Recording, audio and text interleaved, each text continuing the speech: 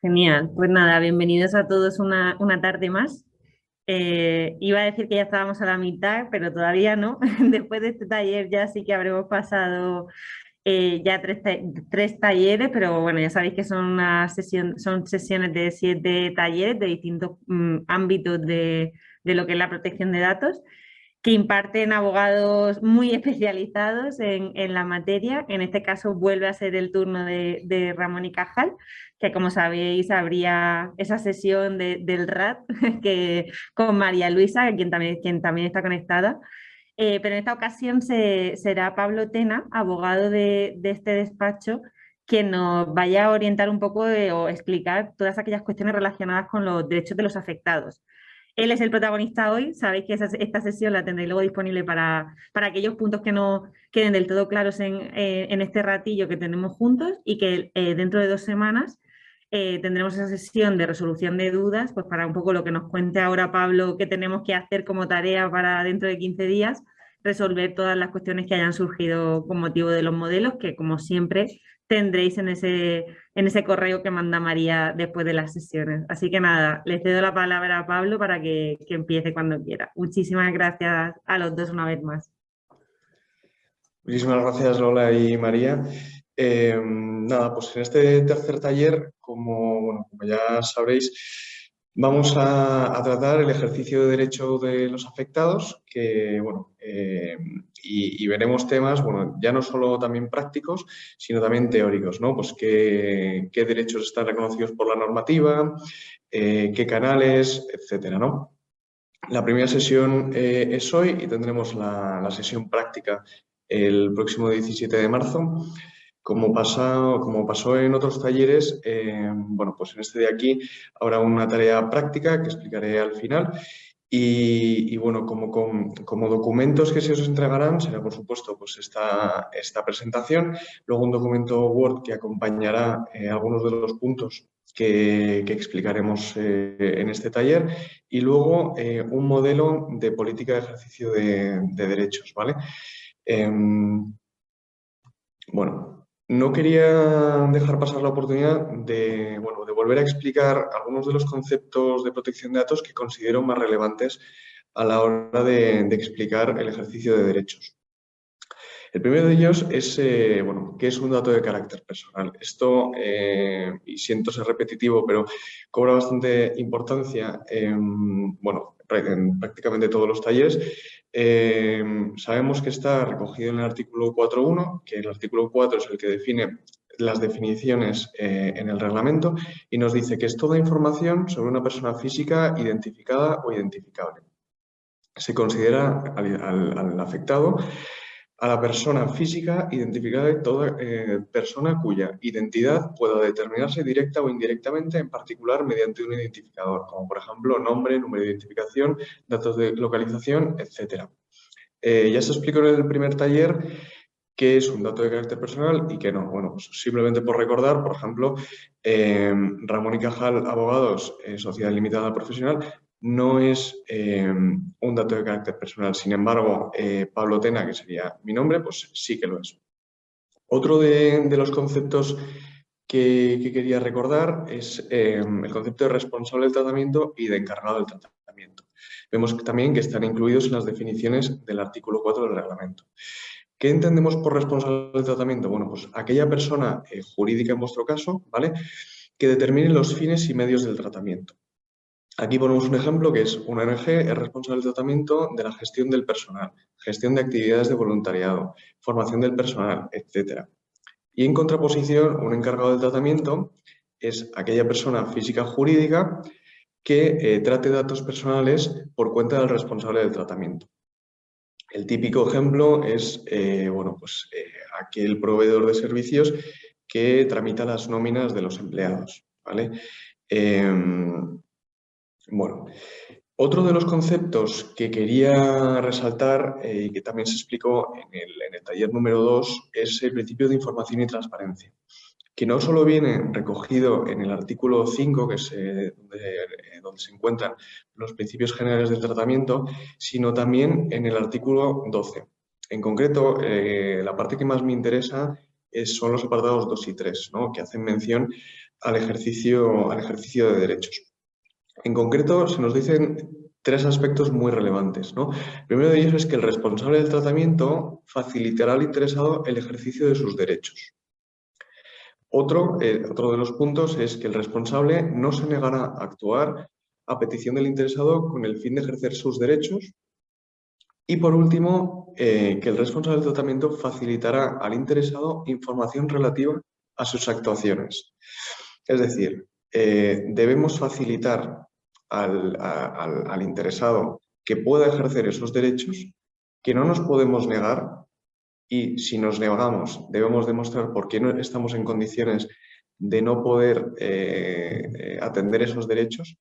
Y por otro lado, debemos informar o facilitar información sobre la tramitación de esos derechos. Mención especial merece también el artículo 11 de la Ley Orgánica de Protección de Datos española, ¿no? ¿Por qué? Bueno, pues como se explicó en el taller número 2, las políticas de privacidad se pueden estructurar en primera y segunda capa. La Agencia Española de Protección de Datos, y en concreto a través de la Ley Orgánica, establece que uno de la información que se tiene que facilitar en esta primera capa es la posibilidad de ejercer esos derechos. Es decir, de la poquita información que es responsable y cuáles son las finalidades del tratamiento, está facilitar esta información y decir cuáles son estos ejercicios de derechos, del artículo 15 al 22. Entrando un poco más en materia, el reglamento explica o desarrolla los derechos de protección de datos en los artículos 15 a 22.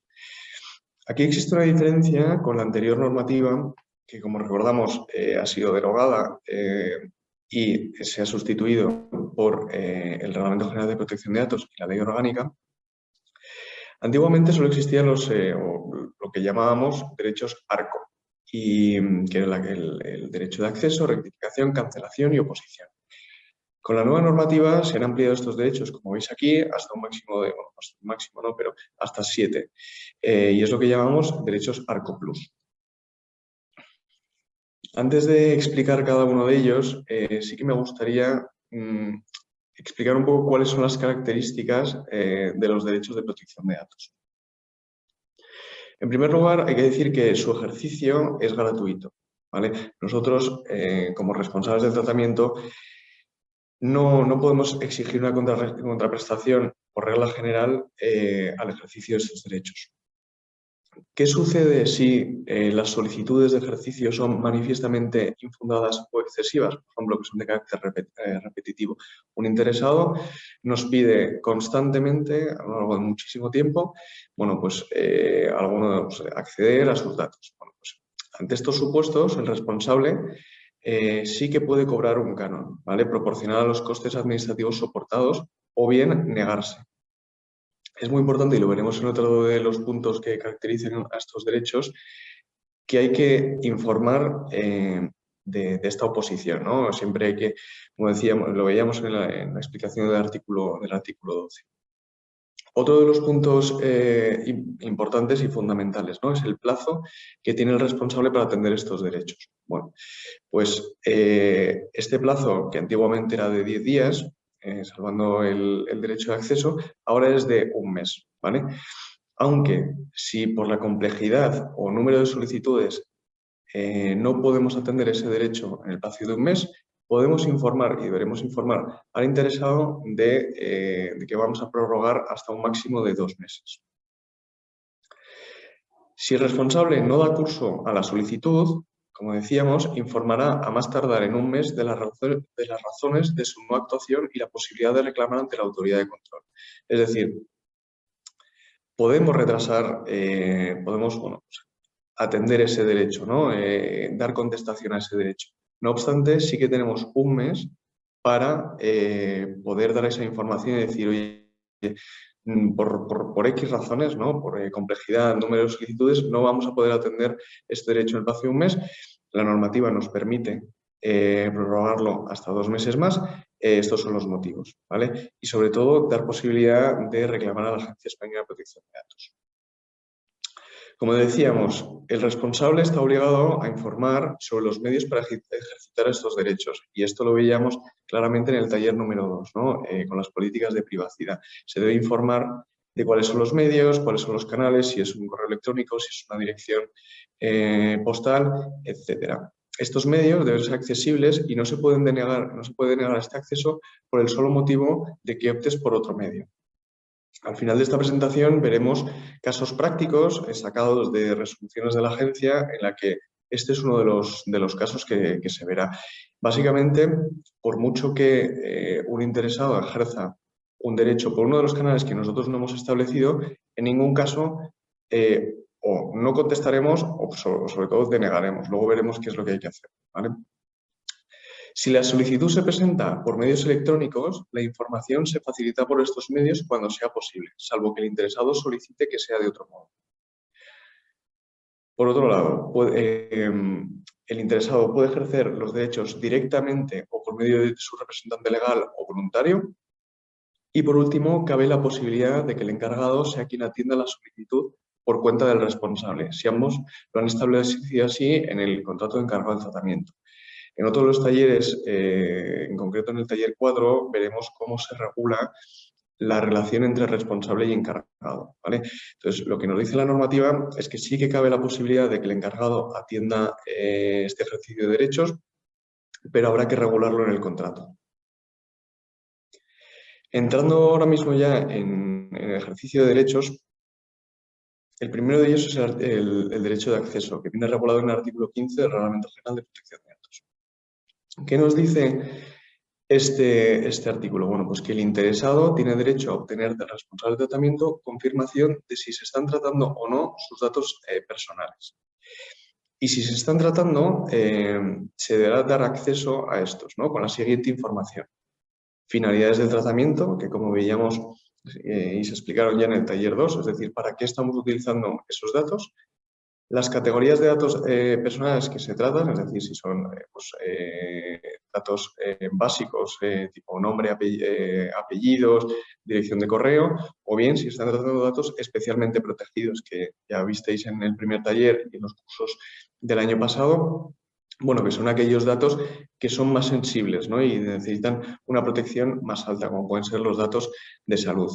Por otro lado, se deberá informar de los destinatarios o las categorías de destinatarios a los que se comunicaron o serán comunicados los datos personales, ¿vale? En particular, si se van a acceder o a destinar a terceros países o organizaciones internacionales. Luego veremos que el propio artículo 15, en el punto 4, como veis aquí, paso ligeramente, el derecho a obtener, cuando se transfieren datos personales a un tercer país o una organización internacional, el interesado tendrá derecho a ser informado, ¿vale?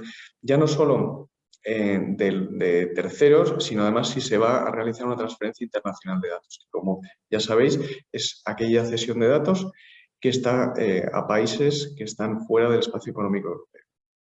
Por otro lado, otra de la información que se tiene que dar es, de ser posible, el plazo previsto de conservación de los datos personales y, de no ser posible, los criterios utilizados para determinar ese plazo o la no posibilidad.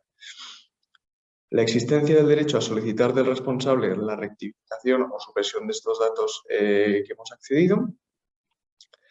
El derecho a presentar una reclamación ante una autoridad de control, en este caso la autoridad de control española, que es la Agencia Española de Protección de Datos.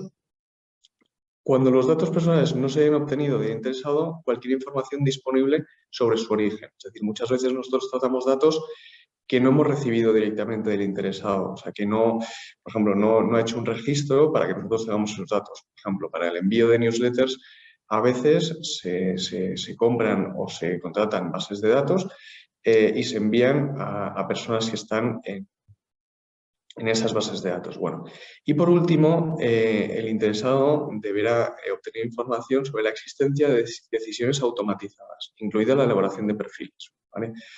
Por último, ¿qué más nos dice el artículo 15? Y muy importante, ¿no? Que el derecho a obtener una copia o el derecho a acceder a tus datos no afectará negativamente a los derechos y libertades de otros.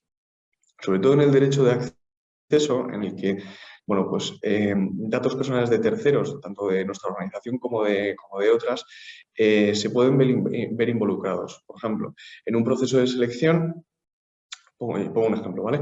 En un proceso de selección se ha hecho un test o un examen, ¿no? Y hay un evaluador. ¿Qué sucede si el interesado ejerce su derecho de acceso sobre esas pruebas? Bueno, pues como hay una evaluación de una persona, que ese derecho de acceso se vería en confronte con la protección de datos del evaluador. En ese caso, habrá que motivar, oye, no se puede porque, o habrá que otorgar esos datos de una manera en la que los datos de terceros no se vean involucrados. Otro de los derechos reconocidos es el derecho de rectificación, que como veíamos ya viene enunciado en el derecho de acceso. Este derecho básicamente regula que el interesado tiene derecho a obtener, sin dilación indebida, la rectificación de los datos personales inexactos que le conciernen. Teniendo en cuenta los fines del tratamiento, el interesado tendrá derecho a que se completen los datos personales que sean incompletos, inclusive mediante una declaración adicional. En la solicitud, el interesado debe indicar los datos a corregir o, en su caso, completar y precisar los términos de dicha corrección. Cuando resulte necesario, el interesado debe acompañar la documentación justificativa de la inexactitud o carácter incompleto de los datos. Por ejemplo, si a través de un formulario yo veo que mi nombre no está bien escrito o que mi estado civil no está, yo tengo el derecho a pedir la rectificación de esos datos. Derecho de oposición. Este es uno de los derechos más utilizados, ¿vale? No quiero dar pistas luego para el caso práctico, pero bueno. ¿Qué nos dice este derecho que está contemplado en el artículo 21? Bueno, que el interesado tiene derecho a oponerse en cualquier momento, por motivos relacionados con su situación particular, a que datos personales que le conciernan sean objeto de un tratamiento basado en lo dispuesto en el artículo 6, incluida la elaboración de perfiles, ¿vale? Que se oponga al tratamiento, ¿vale? ¿Qué sucede? Que en ciertos casos eso no puede suceder, ¿vale? Entonces, en esos casos, el responsable se opondrá a ese ejercicio de derechos cuando el tratamiento de esos datos esté basado en una misión de interés público o en el ejercicio de poderes públicos conferidos al responsable, o cuando el tratamiento sea necesario para satisfacer intereses legítimos del responsable o de un tercero. El responsable del tratamiento dejará de tratar los datos personales salvo que acredite motivos legítimos, que es lo que explicábamos en los dos puntos. Cuando el tratamiento de datos tenga como finalidad el desarrollo de actividades de marketing directo, los interesados tendrán derecho a oponerse a dicho tratamiento en cualquier momento, incluida la elaboración de perfiles. Como decía, este es uno de los derechos que más se suelen ejercer, ¿no? Y el motivo es el envío de comunicaciones comerciales, marketing directo. Y eso lo veis, bueno, yo estoy inscrito a 300.000 newsletters y recibo correos electrónicos de empresas a las que me había apuntado que ni siquiera me acuerdo y demás. Y por eso, bueno, pues es uno de los motivos y uno de los derechos que más se suelen ejercer. Entonces, ¿qué nos dice este artículo? Que, y sobre todo lo veréis si recibís algún tipo de comunicación comercial a través de correo electrónico, lo veréis que abajo se puede ejercer directamente el derecho de oposición. ¿Qué más nos dice este artículo 21? Que a más tardar, en el momento de la primera comunicación con el interesado, el derecho de oposición será mencionado explícitamente al interesado y será presentado claramente y al margen de cualquier otra información. Justo lo que os venía explicando.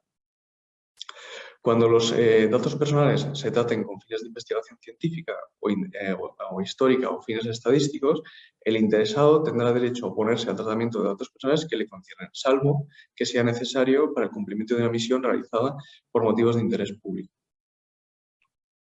Otro de los derechos es el derecho de supresión o el llamado derecho al olvido, regulado en el artículo 17, y viene a decir que el interesado tiene derecho a obtener sin dilación indebida del responsable del tratamiento la supresión de los datos personales que le conciernan, al igual, el cual estará obligado a suprimir sin dilación indebida los datos personales cuando concurra alguna de las circunstancias siguientes.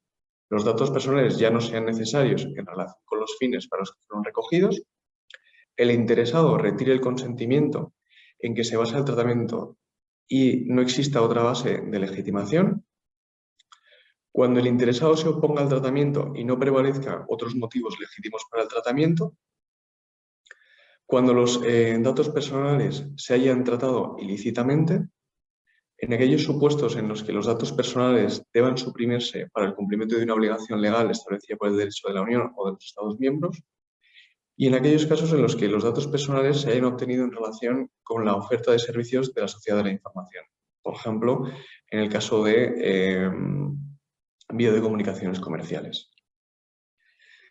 No se suprimirán la información cuando el tratamiento sea necesario para ejercer el derecho de la libertad de expresión o información, para el cumplimiento de una obligación legal que requiera el tratamiento de datos impuesta por el derecho de la Unión, por razones de interés público o salud pública, con fines de archivo en interés público, finalidad de investigación científica o histórica, o para la formulación, ejercicio o la defensa de reclamaciones.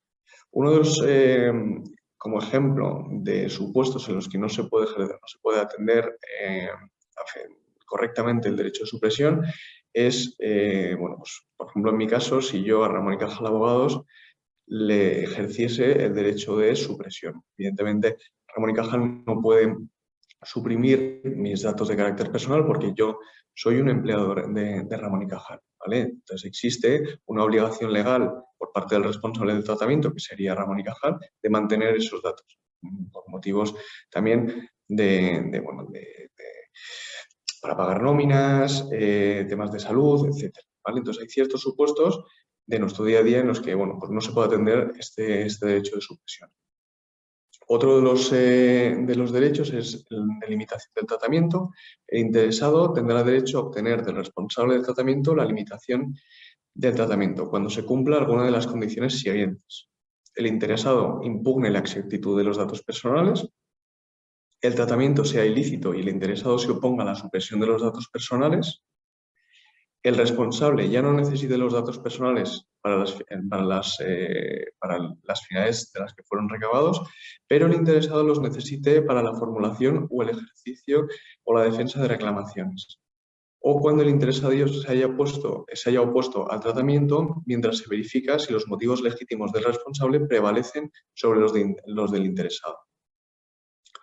Todo interesado que haya obtenido la limitación del tratamiento con arreglo al artículo 1, que es el primero de los puntos que vemos en gris, será informado por el responsable antes del levantamiento de dicha limitación. El derecho a la portabilidad, regulado en el artículo 20, comprende el derecho a recibir los datos personales que el interesado haya facilitado al responsable de tratamiento y a transmitirlos a otro responsable del tratamiento, sin que ello implique que el responsable los haya facilitado. Es decir, ¿cómo se hace efectivo, ¿no? Se ejerce este derecho de portabilidad al responsable del tratamiento. Se dice, ejerzo el derecho de portabilidad y entonces, por ejemplo, Ramón y Cajal transferiría estos datos personales a otro responsable. No afecta a otros derechos, muy importante. El ejercicio del derecho se entenderá sin perjuicio del derecho de acceso. Tal derecho no se aplicará al tratamiento que sea necesario para el cumplimiento de una misión realizada en interés público o en el ejercicio de poderes públicos. El derecho a la portabilidad de los datos no afectará negativamente a los derechos y libertades de otros. Ya vamos terminando con la parte más teórica, luego ahora iremos a la parte más práctica. El derecho a deposición a decisiones individualizadas automatizadas, incluida la elaboración de perfiles. Todo interesado tendrá derecho a no ser objeto de una decisión basada únicamente en el tratamiento automatizado, incluida la elaboración de perfiles que produzca efectos jurídicos en él o le afecte significativamente de modo similar. Todo ello, excepto si la decisión es necesaria para la celebración o la ejecución de un contrato entre el interesado y un responsable del tratamiento, si está autorizada por el derecho de la Unión o el derecho de Estados miembros, se basa en el consentimiento explícito del interesado. Aquí incluye una definición de elaboración de perfiles, bueno, que también está incluida en el reglamento y además en documentos de desarrollo, ¿no? Que se trata de cualquier forma de tratamiento de tus datos personales que evalúe aspectos personales, en particular analizar o predecir aspectos relacionados con tu rendimiento en el trabajo. Situaciones económicas, salud, las preferencias o intereses personales, fiabilidad o en el comportamiento. Antes de empezar los casos prácticos, sí que me gustaría resaltar que, como veis, hay ciertas excepciones que aplican al ejercicio de derechos, ¿no? Como veíamos, debemos atender el ejercicio de derechos de los interesados, pero no siempre positivamente. Vemos que hay excepciones normalmente basadas en la existencia de una obligación legal, como puede pasar en el caso del empleador que explicaba en el derecho de supresión, pero bueno, también, como vemos aquí, cuando existe un consentimiento explícito del interesado. Esto es importante y siempre se debe argumentar cuando se vaya a responder negativamente a la atención de los derechos. Como decía, ahora vamos a ver cuestiones prácticas que aplican al ejercicio de derechos. Son casos que son accesibles a través de la página web de la agencia y os vais a entender un poco el día a día o la casuística del ejercicio de derechos. La primera pregunta que nos hacemos es, si recibimos una petición de ejercicio de derechos por un cauce que no es el establecido en mi política de privacidad, ¿puedo desestimarla por tal motivo? Veíamos, ¿no?, que una de las obligaciones del responsable del tratamiento es informar a los interesados sobre las vías o cauces para ejercer estos derechos, ¿no? Pero bueno, ¿qué supone, qué sucede cuando el interesado no sigue estos cauces? Bueno, pues lo que dice la agencia es que no se puede desestimar, ¿no? Lo determina aquí en esta resolución que está enlazada. Y esta petición deberá remitirse al delegado de protección de datos o al departamento personal responsable de la atención de los derechos del afectado. Por ello, es muy importante disponer de un protocolo interno que determine los pasos a seguir y formar al personal para que sepa cómo actuar cuando alguien ejerce sus derechos, por ejemplo, en el transcurso de una comunicación habitual de atención al cliente. O qué sucede si un interesado se presenta en nuestras oficinas físicamente y decide ejercer uno de los derechos de protección de datos. Bueno, pues por eso es importante dos cosas, ¿no? Tener una política en la que se regule todo esto y luego formar internamente a todos los empleados. Otra de las preguntas que nos hacemos es si se debe facilitar el acceso a las grabaciones de voz de los clientes. La respuesta es sí, puesto que la voz es un dato de carácter personal. No obstante, esto tiene ciertas excepciones, ¿no? Por un lado, podemos argumentar que no se dispone, ¿no? Muchas veces existen unos plazos muy cortos en los que se almacenan este tipo de dato, o como puede suceder con las imágenes, ¿no?, de videovigilancia, que hay un plazo establecido y después de este se tiene que eliminar. Bueno, pues si ya no disponemos de ellas, se explicará el porqué, como decíamos cuando explicábamos el derecho de acceso, ¿no? Se debe informar de los plazos de conservación. Si hemos cumplido con nuestros plazos de conservación y ya no se dispone, pues evidentemente no se puede entregar. Y por otro lado, podemos decir que no se puede localizar con la información que aporta el afectado en su escrito o en el medio que se haya puesto en contacto con nosotros. En esos casos sí que podemos pedirle documentación adicional, es decir, pues por ejemplo, fecha, con quién habló, etc. En este segundo caso, como decimos, se pueden pedir datos adicionales. Para evitar afectar a derechos de terceros, se admite la entrega de una transcripción de la conversación. Así lo explica el procedimiento de la agencia, que os ponemos aquí el link. Uno de los puntos muy importantes del derecho de acceso es que no vulnere derechos de terceros, ¿no? Ya lo explicábamos. En este caso, en una conversación telefónica, sobre todo con el servicio de atención al cliente, evidentemente el dato del operador que atiende al interesado, pues también es un dato de carácter personal. Una de las soluciones que pone la agencia es el envío de una transcripción de la conversación. Otra de las preguntas es si debo responder a todas las peticiones de ejercicio de derechos, incluso aquellas que se deniegan por ser manifiestamente infundadas. La respuesta es sí. Aunque la respuesta a la solicitud sea la denegación del derecho, se debe enviar una respuesta formal al afectado dentro del plazo establecido de un mes. Muy interesante el procedimiento que ponemos aquí el link de la agencia, en el que aclara que la parte reclamante ejercitó su derecho de supresión de sus datos personales y conforme a las normas antes señaladas, su solicitud no obtuvo la respuesta legalmente exigible. Es decir, el responsable en este caso entendió que no debía responder al interesado, bueno, pues porque no iba a atender ese derecho, no lo iba a atender correctamente, y entonces decidió no responder. Bueno, pues la agencia entiende que la normativa de protección de datos no permite que pueda obviarse la solicitud como si no se hubiese planteado, dejándola sin dar respuesta y por lo tanto obligatoriamente se deberá responder, aun en el supuesto de que no existan datos de interesado en los ficheros de los responsables del tratamiento, etc. Otro de los puntos muy importantes y que va de la mano con todos los principios generales del tratamiento, que es el principio de responsabilidad proactiva.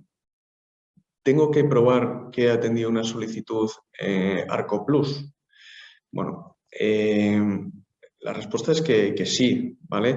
El principio de responsabilidad proactiva, que también se explicó en los talleres del año pasado, es un principio general del tratamiento que implica que los responsables deben poder probar que están adaptados a la normativa y que, bueno, y que en este caso, bueno, que han atendido correctamente todos los derechos. ¿Qué sucedió en este caso? Bueno, pues que el responsable de tratamiento sí que entendía que había respondido, pero no tenía, bueno, no podía contrastar eso, ¿no? No guarda una copia de la respuesta. Entonces la agencia entiende bueno, que se ha incumplido el principio de responsabilidad proactiva y que no se atendió ese derecho. Como vemos aquí, estimó la petición del afectado por motivos formales e instó al responsable a enviarle certificación por la que se atiende el derecho.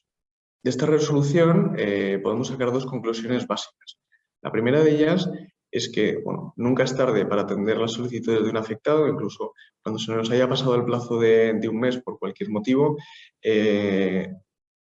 es mejor contestar a pesar de que no estemos en plazo, porque la Agencia Española de Protección de Datos, y esto lo demuestra diferentes resoluciones, es más, entiende más a los responsables, aunque se hayan pasado, pero que hayan contestado.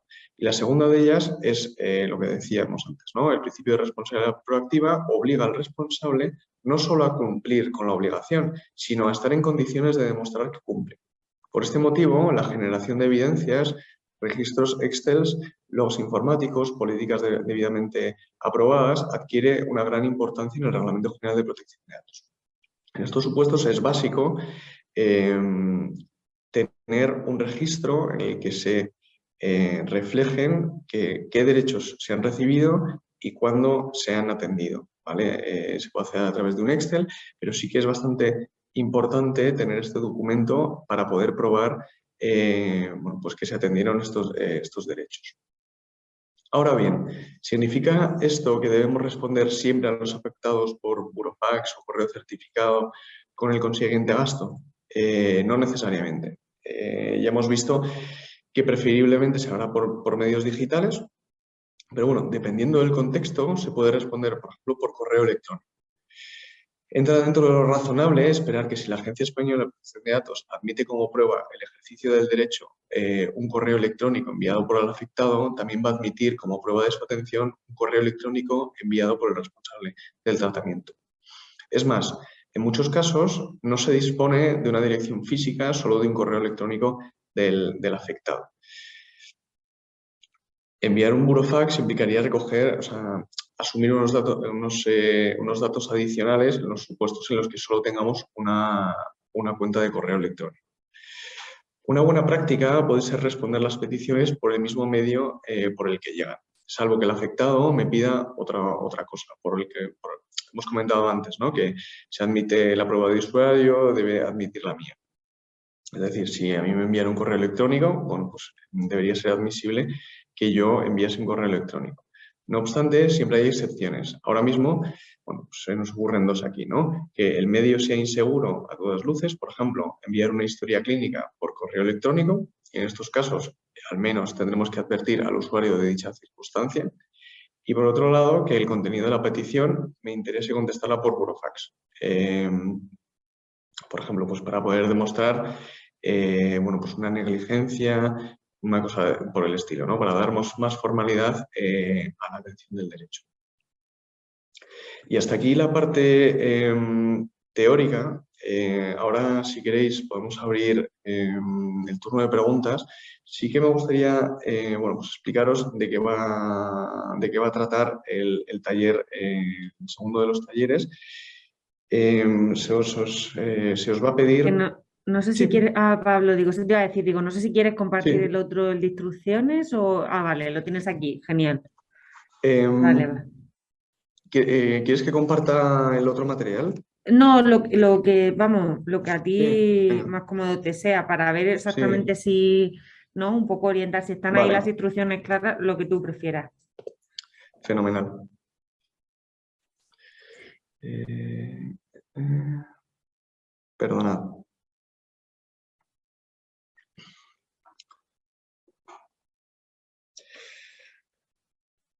¿Se ve bien?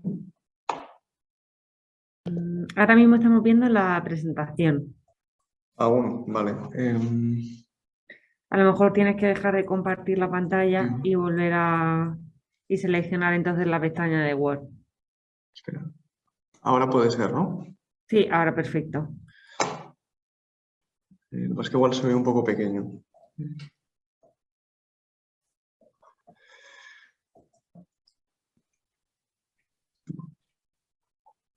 Sí, Bueno, así mejor, yo creo. sí, este es un documento Genial. que también se os va a compartir. En este documento, como decía al principio de la presentación, hay una parte teórica en la que os podéis apoyar, ¿vale?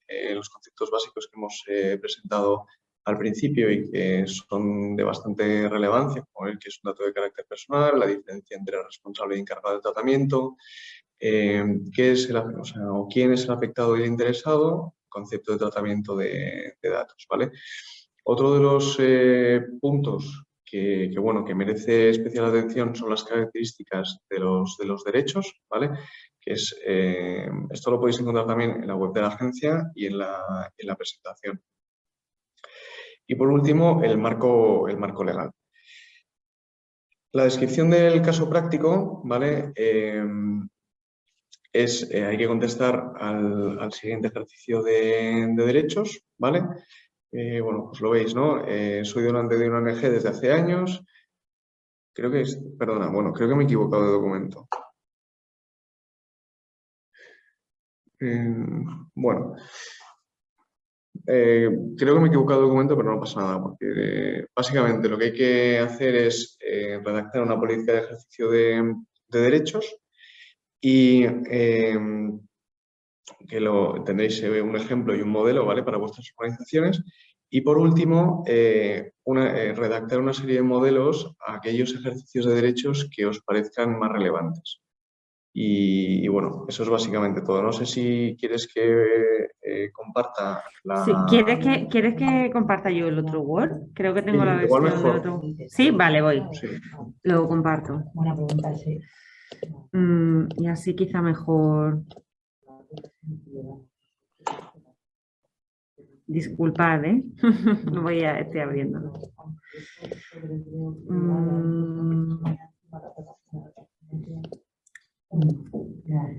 Vale, versión 2.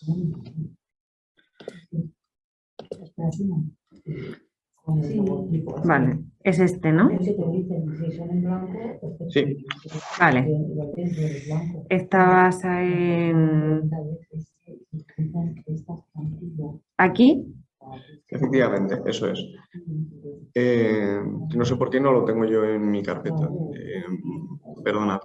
Bueno, básicamente, el caso práctico, como decía, ¿no? Consiste en la elaboración de un protocolo de actuación política interna de gestión de derechos, ¿vale? En la que tendréis que explicar cuáles son los derechos que una persona puede ejercer de acuerdo al reglamento, una descripción clara de cómo se debe actuar si se recibe una petición por correo electrónico, teléfono, es decir, a través de los canales que vosotros queráis habilitar para vuestra organización. deberá estar reflejada o designada una persona responsable para poder gestionar el proceso de atención de derechos. Y por último, un modelo de respuesta para los derechos que consideramos más frecuentes, ¿no? Derecho de acceso a datos, supresión y oposición. En el documento que se os entregará tenéis un modelo, vamos, que no sirve mucho, pero sí que sirve de estructura, y eso es básicamente la tarea que os pedimos.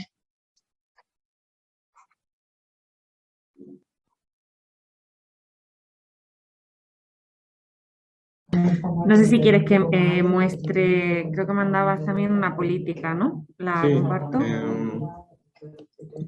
si quieres la comparto yo, como quieras. ¿No tienes exacta? Vale. Sí. No, simplemente, vamos, yo creo que está claro porque le he echado un vistazo y yo Creo que está. sí. Vale, genial. Vale, bueno, este es el modelo de política que os vamos a entregar. Aquí, si queréis poner la referencia del documento, esto dependerá de cómo estéis gestionando la creación de documentos en vuestra entidad, ¿vale? Sí que es aconsejable, bueno, pues elaborar una política que se ajuste, bueno, pues ya no sea solo a los colores, ¿no? Pero bueno, incluir el logo, hacedla vuestra, vaya. Aquí vemos, bueno, pues una introducción, ¿vale? Cuáles son los derechos, una explicación teórica que además se podría compartir con los empleados de la organización. Y bueno, y habrá ciertos puntos que tendréis que completar. Sí que me gustaría destacar que, bueno, que la hagáis vuestra, ¿vale? Esto es un modelo que os damos que evidentemente espero que os sirva, pero sí bueno, que no dudéis en modificar todo lo que vosotros consideréis. Aquí hay unas normas generales, un ejemplo de recepción y un ejemplo de contestación, ¿vale? Al final del documento veréis que hay bueno, pues un modelo genérico, ¿vale?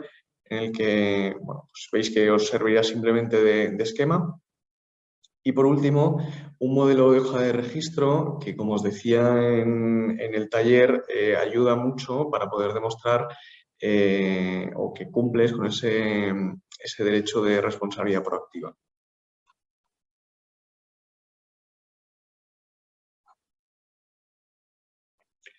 Y ahora, bueno, si tenéis cualquier duda sobre el taller, y perdonad las prisas porque he tenido problemas técnicos, pero vamos, espero que ¿Queréis se haya dejar de entendido todo. grabar? Y así quien tenga dudas que las exprese con toda tranquilidad. A ver. Genial.